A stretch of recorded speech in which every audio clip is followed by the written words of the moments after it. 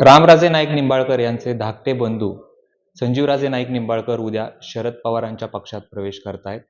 आपल्यासोबत स्वतः संजीवराजे नाईक निंबाळकर आहेत. आपण त्यांच्याशी बातचीत करूयात. बाबा नमस्कार. नमस्कार. तुम्ही अजित पवारांची साथ सोडताय आणि तुम्ही महाराज साहेबांची साथ सोडताय आणि तुम्ही राष्ट्रवादीमध्ये शरद पवारांच्या प्रवेश करताय. काय नेमके कारण आहे?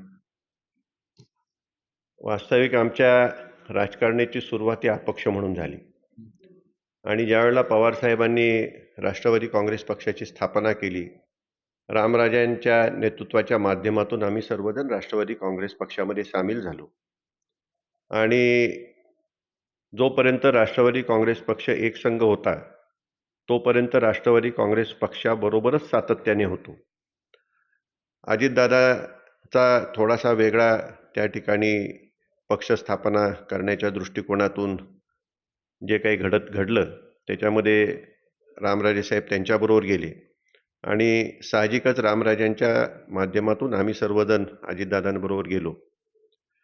त्याचं कारण एकच होतं की तालुक्यामध्ये सर्वसामान्यांची कामं व्हावी आणि सर्वसामान्यांना न्याय मिळावा असा दृष्टिकोन त्या ठिकाणी होता.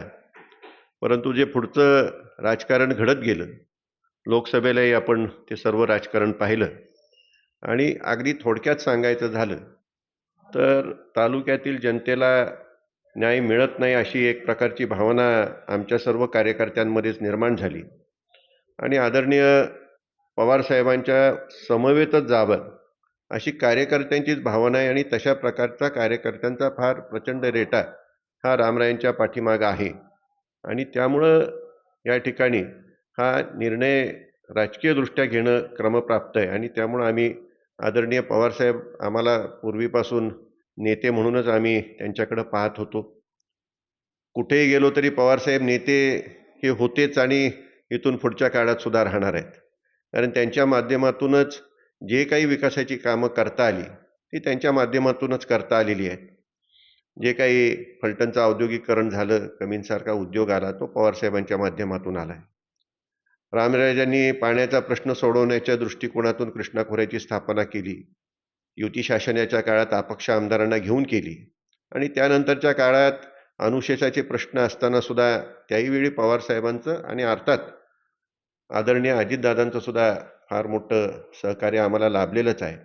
हे दुर्दैव आहेत की ते वेगवेगळे आहेत, परंतु एकंदर कार्यकर्त्यांचा आणि आमच्या भागातील परिसराचा एकंदर राजकीय भावना हे लक्षात घेऊन त्या ठिकाणी आम्ही आदरणीय पवारसाहेबांबरोबर जाण्याचा आम्ही निर्णय घेतलेला आहे. रामराजेंची भूमिका काय असणार आहे? रामराजे नक्की कुठे आहेत? कारण गेल्या काही दिवसापासून चर्चा आहे की रामराजे महायुतीमध्ये राहणार, तुम्ही दोघं विद्यमान आमदार दीपक चव्हाण आणि तुम्ही प्रवेश करणार आहात.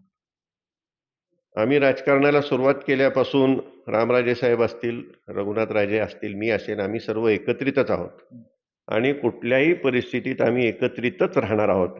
त्यामध्ये काही शंका घेण्याचं कुणालाही कधीच कारण नाही, कारण घर एक असेल तर त्या ठिकाणी आपल्याला योग्य प्रकारे राजकारण करता येतं आणि इतरांना मग त्यावेळेला त्या ठिकाणी आदर्श देता येतो आणि आम्ही काही जुने अनुभव आहेत, त्यामुळे काही झालं तरी आमचं घर हे एकच असणार आहेत.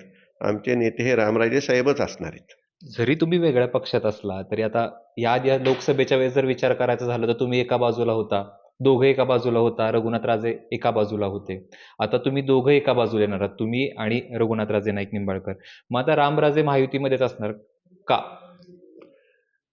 लोकसभेला तुम्ही पाहिलं असेल की आमचं संपूर्ण घर मी आणि रामराजे वळखता हे सर्व त्या ठिकाणी राष्ट्रवादी काँग्रेस पक्ष, पवारसाहेब, धैर्यशील मोहिते पाटील यांचाच प्रचार करत होते. त्यांच्याच त्या ठिकाणी स्टेजवर गेले होते. रामरायांचे स्वतःचे चिरंजीव सुद्धा त्यामध्ये होते. आता त्याला काही कारणं आहेत, ते काही कारणं मी ह्या ठिकाणी सांगू इच्छित नाही आणि त्यामुळं संपूर्ण घरानेच निर्णय घेतलेला होता की हा या उमेदवार आम्हाला चालू शकत नाही आणि त्यामुळं आम्ही त्या ठिकाणी आदरणीय पवारसाहेबांनी दिलेले उमेदवार धैर्यशील मोहिते पाटील यांच्या पाठीमागं जाण्याचा निर्णय त्यावेळेला आमच्या घरानेच त्यावेळेला घेतला.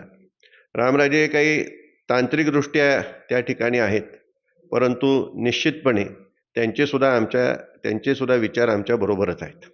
काय म्हणजे नेमके विचार सातत्यानं कन्फ्यूज होते. फलटणमध्ये देखील चर्चा आहे की नेमके महाराजांची भूमिका काय? एकतर भाजपच्या विरोधात, खरं तुमचा संघर्ष इथं भाजपशी, थेट नाव घ्यायचं झालं तर रणजितसिंह नाईक निंबाळकरांशी आहे.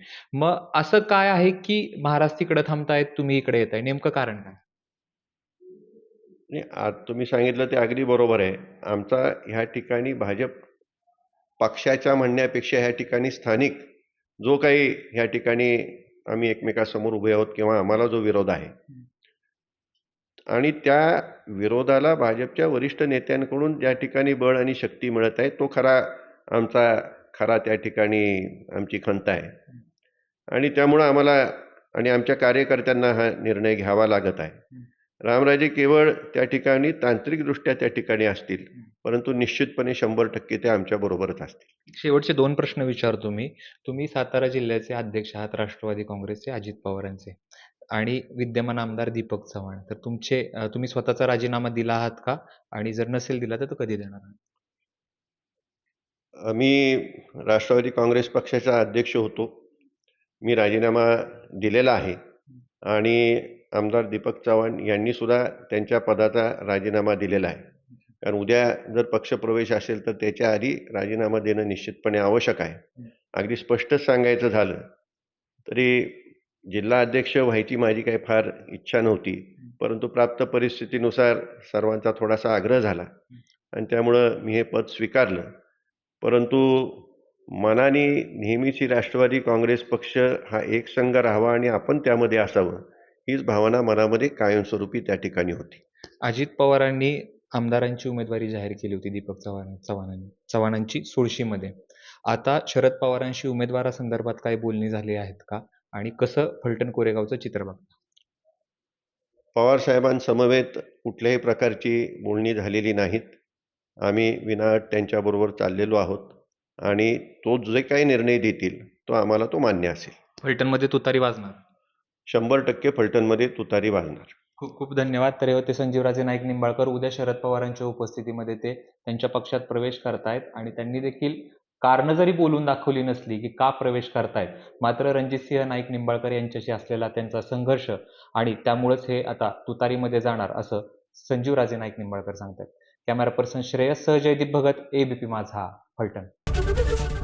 एबीपी माझा, उघडा डोळे बघा नीट.